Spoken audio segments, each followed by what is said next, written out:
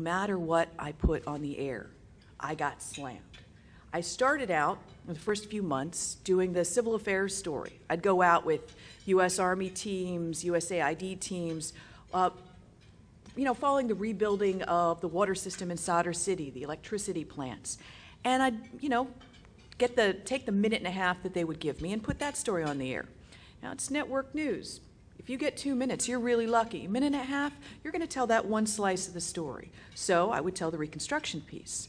And the bloggers jumped online. That was my favorite quote.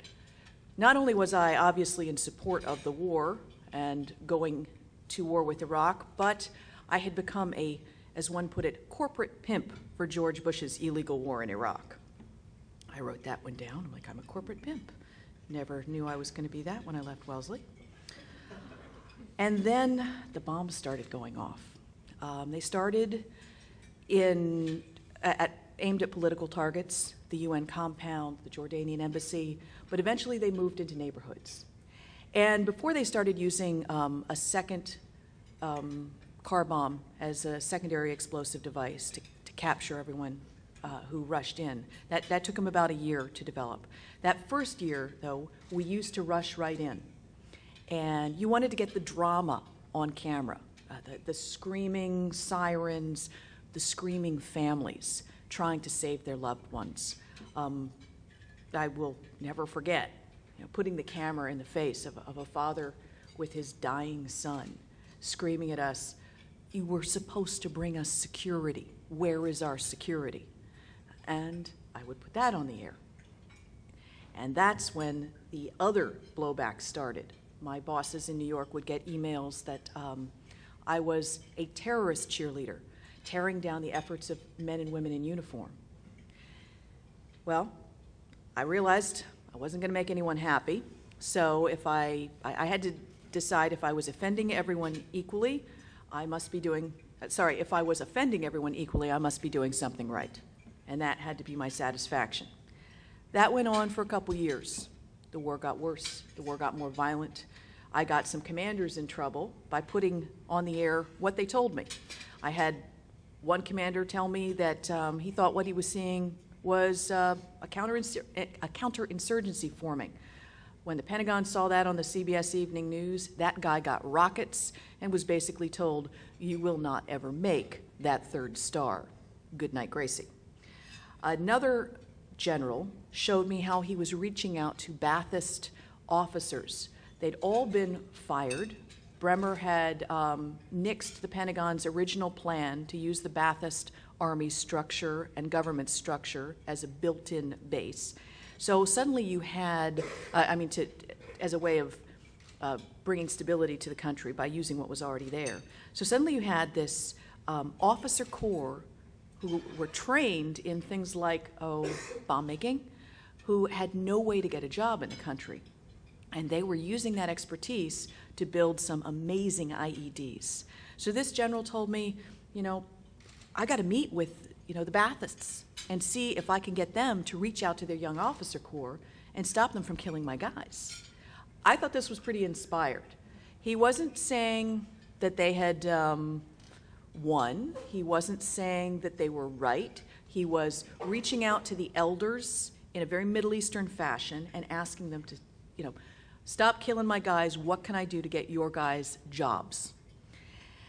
I put that story on the air, and in the Pentagon, the reaction was that this officer was an apologist for the war in Iraq and insulting everyone who'd gone to war. He had to hide out for a couple of years. He eventually did get promoted once he survived some time in Siberia for his policy, which had gotten highlighted on the CBS Evening News.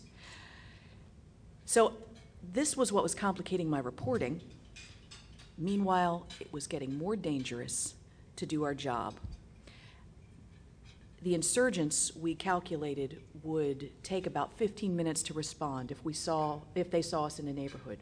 So we started doing reports where we'd dash to a market, stick a camera in someone's face. If they spoke good enough English to say, "Yeah, security's okay," that's good, and you'd rush back to your hotel. because we thought it would take the insurgents about 15 minutes to go get their weapons wherever they'd cached them, bring them back and attack us. So our stories were getting pretty one-dimensional. And the audience, in the meantime, was turning off. We measure our ratings minute by minute, and stories from Iraq or Afghanistan were making people change the channel. So my bosses are like, okay, security for the Bureau is now costing us $1 million a month. Your stories, they pretty much look the same. I mean, how many raids can you go on? How many rebuilding projects can you show? By the third year, it was getting tough. And my camera crews were also getting unwilling to take the same risks that they had taken in the past. My cameraman, Paul Douglas, had this saying, "Don't risk my life unless we're going to make air." Well, Memorial Day 2006 for us met all the requirements. We thought, well, it's a slow news day back in the States. I chatted with Paul Douglas and our sound man, James Brolin, the night before, like, hey, we'll make air. And the other thing was, even though it might look a lot like previous stories we'd done, we knew it would be a slow news day, so we'd probably be higher in the lineup, and the audience might pay attention. Worth the risk, even if, well, it was 4 months to the day after Bob Woodruff had been hit, so we didn't think they were going to show us very much. We were the first embed that had been approved since Bob had been hit. We knew it was going to be a dog and pony show, therefore, sanitized, and it had been very carefully. We were taken to the Green Zone, 8 o'clock in the morning, to meet Captain James Alex Funkhauser. And Captain Funkhauser was going to show us what the higher-ups had decided was a good story for us to see, the whole as they stand up, we stand down thing.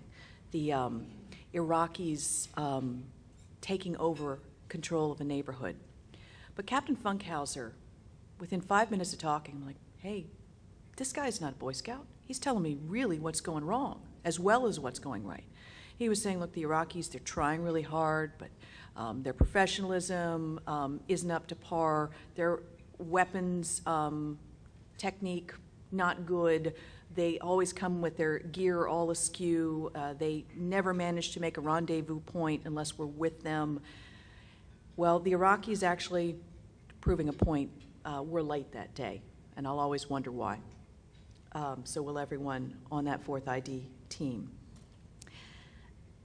We went to our first spot. Captain Funkhauser wanted to show us, again, not the safe thing, not the thing that the generals had signed off on, but something he thought we should see. A place where a roadside bomb had gone off the day before. He was going there for 2 reasons. He said, we've got to set an example for the Iraqis, especially this bomb went off the day before and hit their guys, so they're scared of that street. We need to show them it's okay to go back in the water. And the second thing was, he said, we need to look into the eyes of the people on that street. They know who's moved into their neighborhood. They know who planted that bomb.